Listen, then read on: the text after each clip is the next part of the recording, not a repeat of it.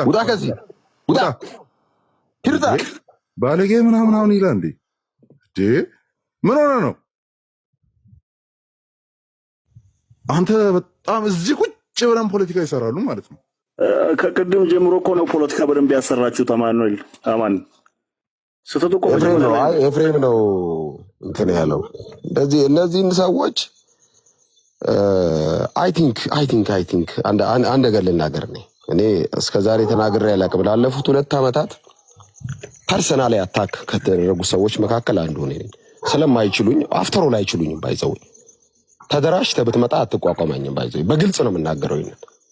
በጣም በተደጋጋሚ ቆይ ማንም እንዳያስቆም በተደጋጋሚ በተፈጠሩ ክፍተቶች ሁሉ አታክ በቃ ለማድረግ ያልሞከሩት ነገር የለም።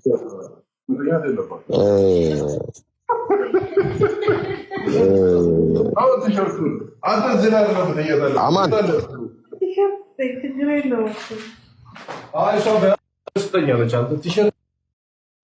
አለን ቆይ እንዴ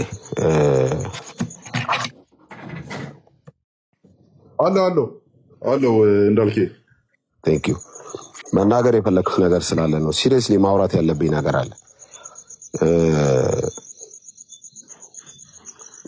እንግዲህ ኤፍሬም ቤት ነው አይደል? የቤንቴ ቤት ነው። ስለዚህ እኔ የገባሁበት ምክንያት አንድ ምክንያት ነው። ዲበኩሉ ማለት መሳሪያና መስቀል በሁለት እጁ የጨበጠ ነው። በዚህ መሳሪያ፣ በዚህ መስቀል የባጆች ታሪክ ችግር እኮ ነው። ችግር ነው። ቀሲስዬ ያሬድ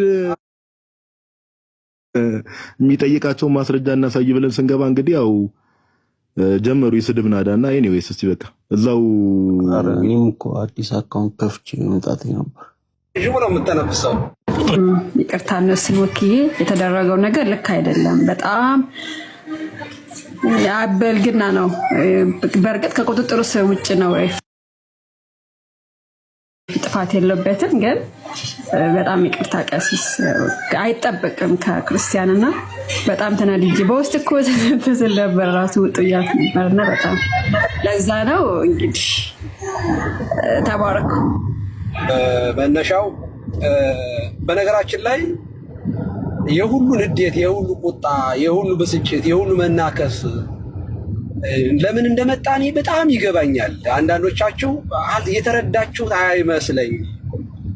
አንገር የሚመጣባቸው መነሻዎች ሰው ሲናደድ፣ ሲሸነፍ ነው መናከስ የሚጀምረው እና እኔ ሪላክስ ነው እያረኩ ያለሁት በእውነቱ።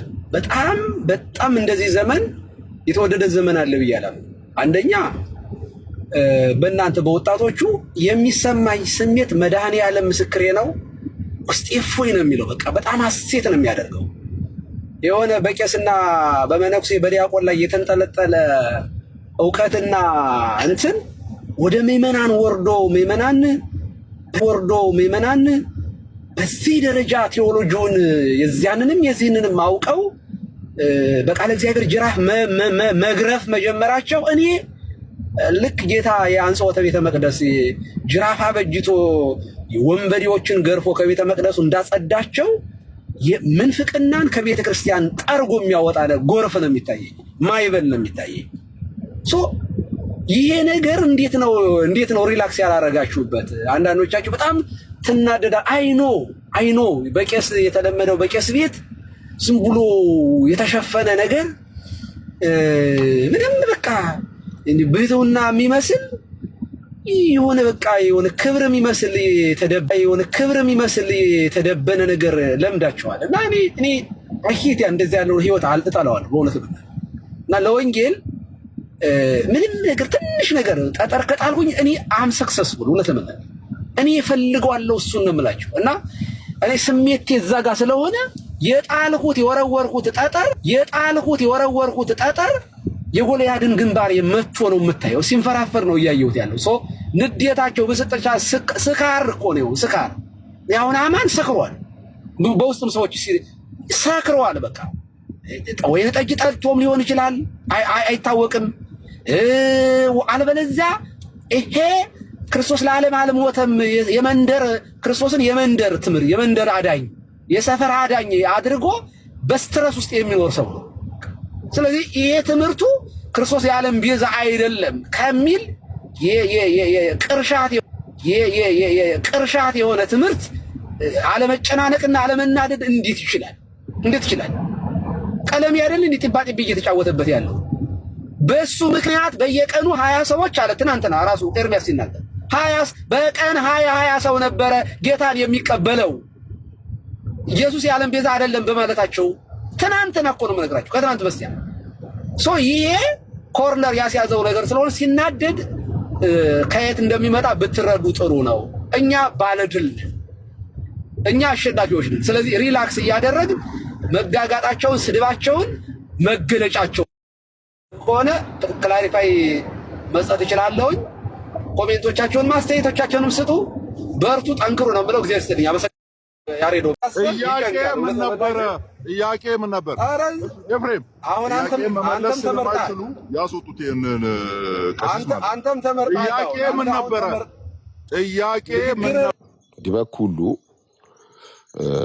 ዲበኩሉ ማለት መሳሪያና መስቀል በሁለት እጁ የጨበጠ ነው። በዚህ መሳሪያ በዚህ መስቀል እኔ ስለ አማን አይደለም እንዳልክ የሚባል ልጅ ገዝተ ላይ ቁጭ ብሎ የሚጽፈውን ነገር ስለ ቀሲስ የሚናገራቸው በጣም አጸያፊ ነገሮች ከቀደሙ እየጻፈ መልስ እንዳልክ የራሱን ይመልሳል። አንተ ምን አገባ? አንተ ምን አገባ? እንዳልክን ጭምር እየዳሰስክ ነው ያለው። ዝም በል። በጣም የባለጌዎች ስብስብ ያለበት ቤት በሉ። ሰላም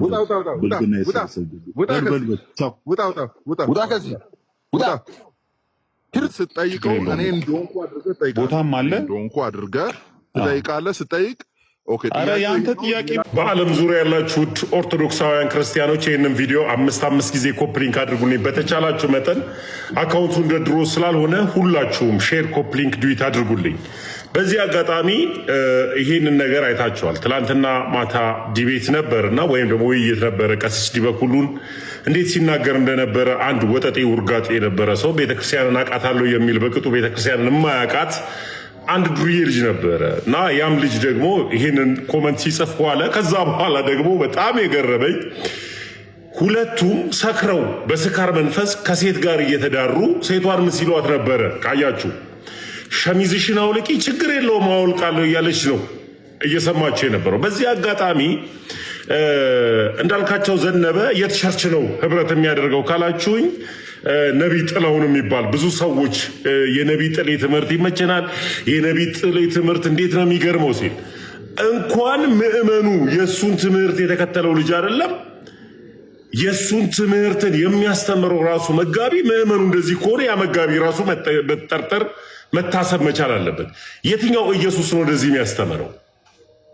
ለምባል ብልግና ነገሮችን እያስተማረ እያየን ስለው አውልቂ፣ ተወላለቂ፣ ዝጋ ዝጊ እየተባባሉ የነበረበት ከዛ በኋላ ከስካራቸውም የተነሳ ደግሞ ውድ የቤተ ክርስቲያን ቅስና የሰጠቻቸውን ቀሲስ ዲበኩሉን እንደፈለጉ ሲሳደቡ፣ ቀጥሎ ደግሞ የቤተ ክርስቲያን ደግሞ ውድ ወንድማችንን ደግሞ ጋዲሳን ደግሞ እያመናጨቁ እንዴት እንዳወጡት አይታቸዋል።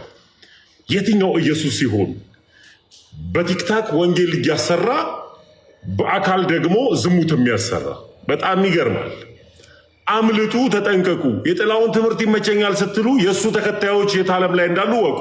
በዚህ ላይ ደግሞ የአማን ሻሎምን ትምህርት ደግሞ ሁላችሁም ታውቁታላችሁ። የካልቪን አስተምህሮ ነው። ኃጢአት ቢሰራ ድህነቱ አይጠፋበትም። የፈለገውን ነገር ቢያደርግ ችግር የለበትም። እሱ አንድ ጊዜ አምላኩ ስለመረጠው ማለት ነው መርጦኛል ብሎ ስለሚያምን ምንም ነገር ችግር የለበትም። ጥላውን ግን ያንን ትምህርት ግን አያምንም። መሬት ላይ ግን ሲወርድ ግን ለምዕመኖቹ ግን እንዴት እንደሚያስተምር ግን አይታችኋል። ይሄ ነው ወንጌል። ይህን ቪዲዮ ሼር አድርጉልኝ። ባለጌዎች ስብስብ ያለበት ቤት በሉ። ሰላም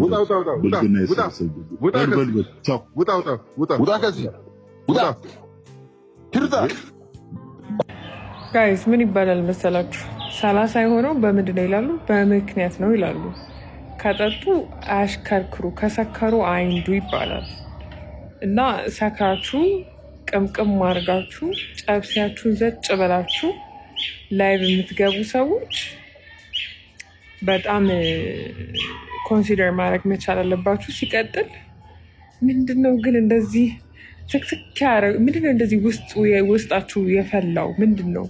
ሙዙ ነው? እንዴት ነው ነገሩ? እኔ እኮ ግራ ገባኝ። ይቅርታ ግን ግራ ያጋባል የምር። በአጠቃላይ መልዕክቴ ምን መሰላችሁ? ከጠጣችሁ አትንዱ። ትልቅ ሰው አታከብሩም። ቀሲስነቱ ይቅር፣ ክህነታቸው ይቅር፣ ሹመታቸው ይቅር፣ በእድሜ ግን ታላቅ ናቸው እና እውነት ክርስቲያን ከሆናችሁ እውነትን ወንጌል የምትሰብኩ አይነት ሰው ከሆናችሁ ሰው በእድሜው ራሱ ይከበራል። በእድሜ ይከበራል።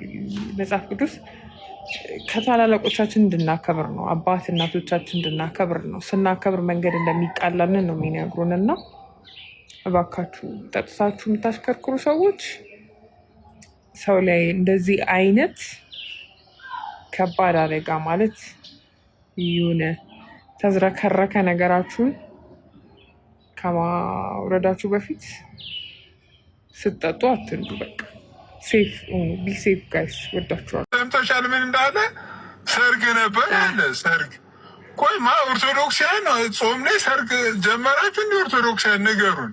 ሙስሊም አያገባም በጾም ወቅት። እሺ ወንጌል አማኞችን ጾም ታውጇል። ሰርግ ነበር አለ። ኦኬ አልሰማውም አለ። ይቅርታ ቪዲዮ ላይ ሰርግ ላይ በጣም ድካም ላይ ነበርኩ፣ ሰርግ ነበርኩ ምናምን አለ እና ሰርግ ራት በጣም ቢበዛ እኮ ሰርግ እኮ እስከ 4 ሰዓት 5 ሰዓት ነው ሰርግ። ምን የእንዳልክን ኮመንት አለኝ በጣም በኮመንት የተሳደበ የእንዳልክ ማለት ነው። የአማን ደግሞ ያው ዩቲዩብ ላይ ገብታችሁ መስማት ነው። ቀሲስን እንዴት ዲስሪስፔክት እያደረገ እንደሚያወራ ውጣ መጨረሻ ላይ ሄደ በጌታ ስም እኔ እንደዚህ ድንግጥ ያልኩት በቃ እንደዚያ ተብሎ ቀሲስ ወጡ። አስተናጋጁ እኮ ራሱን መስሎት አሉ እኮ እስካሁን አልተመለሰም አሉ እኮ አስተናጋጁ ሂሳብም ሳይቀበል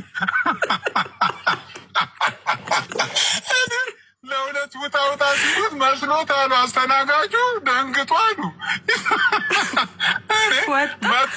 መቶ መጀመሪያ ሲጮሁ ምንድነው? ቆይ እናንተ ቂም ስላለባችሁ ብሎ ሲጠብቅ ወይ አይ ቂም ከሆነ እኔና ሲሶ ገባኛል። ለገዛ ሆዳቸው እንጂ ለክርስቶስ ኢየሱስ አይገዙምና።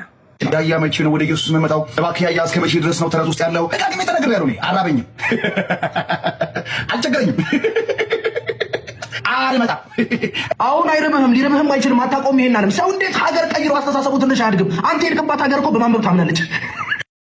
መጽሐፍ ቅዱስ ስለ እንደዚህ አይነት ሰዎች ሲናገር 2ኛ ቆሮንቶስ ምዕራፍ 11 ቁጥር 4 ላይ የሚመጣውም ያልሰበክነውን ሌላ ኢየሱስ ቢሰብክ ወይም ያላገኛችሁትን ልዩ መንፈስ ወይም ያልተቀበላችሁትን ልዩ ወንጌል ብታገኙ በመልካም ትታገሱታላችሁ ይላል። አንድ ሰው እውነታውን ያወቀ እየመሰለው ግን ከእውነተኛው ከክርስቶስ ሕይወት በጣም የራቀ ሊሆን ይችላል ማለት ነው። እዛ 2ኛ ቆሮንቶስ ምዕራፍ 11 ቁጥር 13 ላይ ደግሞ እንደነዚህ ያሉ ሰዎች የክርስቶስን ሐዋርያት እንዲመስሉ ራሳቸውን እየለወጡ ውሸተኞች ሐዋርያትና ተንኮለኞች ሰራተኞች ናቸው ይላል። ስለዚህ እንደዚህ ያሉ ሰዎች ክርስቶስ ኢየሱስን ያወቁ የመሰላቸው ለሌሎች ሰዎች መሰናክል የሚሆኑና ሰዎችን ከጌታ ቤተክርስቲያን የሚያርቁ ከእውነተኛ የክርስቶስ ሕይወት የሚያርቁ ናቸው ማለት ነው። ጌታችንም በወንጌል ማቴዎስ ወንጌል ምዕራፍ 7 ከቁጥር 21 እስከ 23 ላይ የአባቴ ፍቃድ የሚፈጽም እንጂ ጌታ ጌታ የሚለኝ መንግስቴን አይወርስም ይላልና እንደዚህ አይነት ሰዎችን ስናይ ሁሌም ትዝ ይለን የሚገባው ነገር ደግሞ ይሄ ነውና ስለ ክርስቶስ ኢየሱስ ማውራት ቀላል ሊሆን ይችላል። ግን እውነተኛውን የክርስቶስ ማንነት አውቆ በቤተክርስቲያኑ ጸንቶ በእውነተኛ የክርስቶስ ትምህርት መጓዝ ነው ዋና ክርስቲያን የሚያስብለውና ከእንደዚህ አይነት ሰዎች ራሳችሁን ጠብቁ ለማለት ነው። ሰሞኑን አንድ ግራ የገባቸው አባት ድንግል ማርያም ባትኖር ስላሴ የለም ምናምን ሲሉ ሰምታችኋል። ድንግል ማርያም ባትኖር አብ ወልድ በእውነት ነውር ነው። ይሄ ነውር ነው። ኢየሱስ ቅድመ ዓለም የነበረ ነው። አዎ እናቱ እንኳ ጌታዬ መድኃኒቴ አይደለም ያለችው? አዎ እንደዛ ነው ያለችው። እንደሰማችሁት ይህ ወንድም ብፁዕነታቸውን ነው እየተቃወመ ያለው። እስቲ እሳቸው ደግሞ የተናገሩትን ነገር አጠር ያለ ቪዲዮ ላሳያችሁና እንመለስ። መንፈስ ቅዱስ የወረደላቸው እርሷ ስላለች ነው። እርሷ ባትኖር ኢየሱስ ክርስቶስ አይመጣም፣ አይኖርም። ኢየሱስ ክርስቶስ አይወለድም፣ እርሷ ባትመጣ። አብን አናየውም፣ ወልድንም አንመለከተውም። መንፈስ ቅዱስም ደግሞ መጥቶ ለሐዋርያት ቋንቋ እስኪገለጽ ኃይል ብርታት እስኪሆናቸው አይመጣም ነበረ። ኦኬ ወዳጃችን እንደሰማችሁት እንግዲህ በምን መልኩ ነው ለመተቸት የሞከረው? ብፁዕነታቸው ምን እንዳሉ በማስመሰል ነው። እንደውም እመቤታችን በህልውና ደረጃ የኢየሱስ አስጀማሪው ናት፣ ስለዛ ከእመቤታችን በፊት ኢየሱስ የለም እንዳሉ አስመስሎ ለመተቸት የሞከረውና ብፁዕነታቸው ከምን አንጻር ነገር እንደተናገሩት ቀለል አድርጌ እኔ ያሳያችኋለሁ። ከዛ በፊት ግን አንዲት ነገር ልናገር። እንግዲህ ይህንን ቪዲዮ የምሰራበትን ምክንያት ምንድን ነው? እንዲህ ያሉ ፕሮቴስታንቶች ብዙዎቹ የሆነ ቤተክርስቲያን ውስጥ ያሉ መምህራንን ወይም አባቶችን የሆነ ፊገር የሆኑ ሰዎችን ለመተቸት ሲሞክሩ የሚተቹት በዋናነት ቤተክርስቲያንን ራሷን አታክ ለማድረግ ነው። አያችሁ፣ እረኛውን በመምታት መንጋውን ለመበተን ማለት ነው። ስለዚህ ሁሌም ትኩረታቸው የሚያነጣጥሩት ቤተክርስቲያንን አታክ ማድረግ ላይ ስለሆነ ለዛ ነው ቪዲዮ የምሰራው። እንግዲህ ብፁዕነታቸው ምንድነው የተናገሩት? እንግዲህ አገላለጹ ከባድ ከሆነ እንጃ ሊሆን ይችላል፣ አላቅም፣ የእሳቸው ማለት ነው። ግን ከምን አንጻር ነው ነገር የተናገሩት የሚለውን በጣም በቀላሉ ላሳያችሁ። ያሉት ምንድነው? እመቤታችን ባትኖር ኖሮ ኢየሱስን ባልመጣ ነበር፣ ባላየነውም ነበር፣ አብንም ባላየነውም ነበር፣ መንፈስ ቅዱስን ባልወረደ ነበር አሉ። ይህንን በጣም በቀላሉ ነው ማሳያችሁ፣ የራሳቸውን ቃል ተጠቀሚ ማለት ነው። መለስ ብዬ ግን አስቀድሜ አንድ ነገር ላሳያችሁ። እመቤታችን እንደዚህ አለች በሉቃስ ወንጌል ምዕራፍ 1:48 ላይ እነሆ ከዛሬ ጀምሮ ትውልድ ሁሉ ብፅዕት ይሉኛል አለች። ሉክ ትውልድ ሁሉ ብፅዕት ይሉኛል ብላ ተናገረች። ትውልድ ሁሉ ለምንድን ነው የእርሷን ብፅዕና የሚመሰክረው? ብፅዕት እንደሆነች ትውልድ ሁሉ የሚያውጀው የሚናገረው ለምንድን ነው? ከታች ዝቅ ብላ እንዲህ ብላ ተናገረች። ምን ብላ? ብርቱ የሚሆን እርሱ ታላቅ ስራን በእኔ አድርጓልና አለች። ብርቱ የሚሆን እርሱ ታላቅ ስራን ለእኔ አድርጓልና ወይም በእኔ አድርጓልና ብላ ተናገረች። ይህ ታላቅ ስራ ምንድን ነው? ይህ ታላቁ ስራ ተዋህዶ ነው፣ ወይም አምላክ ሰው የመሆኑ ሚስጥር ነው። ምክንያቱም በእርሷ ነው የተፈጸመው፣ ወይም በእርሷ ውስጥ ነው የተፈጸመው። ይህ ነገር ከምን አንጻር? አንድ በሊቃውንቱ ዘንድ በጣም የተለመደ ብሂል አለ። ይህ ምንድነው? እግዚአብሔር ዓለምን ከፈጠረበት ጥበቡ እየሰማችሁ ነው ወይስ? እግዚአብሔር ዓለምን ከመፍጠሩ ጥበብ ይልቅ ዓለምን ሰው ሆኖ ያዳነበት ጥበቡ እጅግ ይበልጣል ይላሉ። ዓለምን ሰው ሆኖ ያዳነበት አምላክ ሰው ሆነ። ይሄ በጣም ትልቅ ጥበብ ነው። ታላቁ አምላክ ቃል ከእመቤታችን በፊት የነበረ እንደውም እርሷን የሚያስገኛት የኃያሉ አምላክ ቃል የእግዚአብሔር ሎጎሱ እርሱ ስጋ ሆነ፣ አምላክ ሰው ሆነ። የት? የእመቤታችን ማኅፀን ውስጥ፣ ያውም ደግሞ ከእርሷ ስጋ ነስቶ ዘርን ተካፍሎ። ስለዚህ በስጋ ከዳዊት ዘር የተወለደ ወይም የተገኘ ተባለ። ስለዛ ስጋን ያዘ፣ በስጋ ከእርሷ የተገኘ ሆነ። ማን? ቃል አምላክ። ለምንድን ይህን ያነሳሁት? ይህ ታላቅ ጥበብ በእርሷ ተፈጥሯልና ወይም በእርሷ ውስጥ ተካሂዷልና ከእርሷ ነውና ስጋን ይዞ የመጣው። ከዚህ አንጻር የሰዎች ሁሉ ተስፋ ነበረች። እመቤታችን ራሷ ትጠበቅ ነበረ። ለምን? ጌታችን ራሱ የሚገኘው በስጋ ወይም ስጋ ነስቶ ዓለምን ለማዳን ሰው ሆኖ የሚመጣው ከእርሷ ነውና እና ትጠበቅ ነበር በነቢያቱ። ትክክል። ከምን አንጻር? ትንቢተ ኢሳያስ ላይ ምዕራፍ 7 ቁጥር 14 ላይ እንደዚህ ይላል፣ ጌታ ራሱ ምልክትን ይሰጣችኋል አለ። ጌታ ራሱ ምን ምልክትን ይሰጣችኋል? ምንድነው ምልክቱ? እነሆ ድንግል ትጸንሳለች፣ ወንድ ልጅም ትወልዳለች፣ ስሙንም አማኑኤል ይሉታል። ያውን ታላቅ የሆነ ምልክት ነው እግዚአብሔር የሰጠው። ጌታ ራሱ ምልክት ይሰጣችኋል አለ። ያ ታላቁ ምልክት ምን አይነት ምልክት ነው? ድንግል ትጸንሳለች የሚል ነው። ወንድ ልጅም ደግሞ ትወልዳለች። ስለዛ ድንግሊቱ ትጠበቃለች? አትጠበቅም? ኦፍኮርስ ትጠበቃለች። በዚህ ምልክት ውስጥ ነው መሲሁ የሚገለጠው። በዚህ ምልክት ውስጥ ነው የዓለምን የሚያድነው ጌታ የሚመጣው። ስለዚህ ይህ ምልክት ደግሞ ከድንግሊቱ ጋር የተሳሰረ ስለሆነ ድንግሊቱ ትጠበቃለች። ጌታ ምልክትን ይሰጣችኋል፣ ድንግል ትጸንሳለች። ስለዛ ነቢዩ ድንግልን ነው ወደፊት የሚያየው።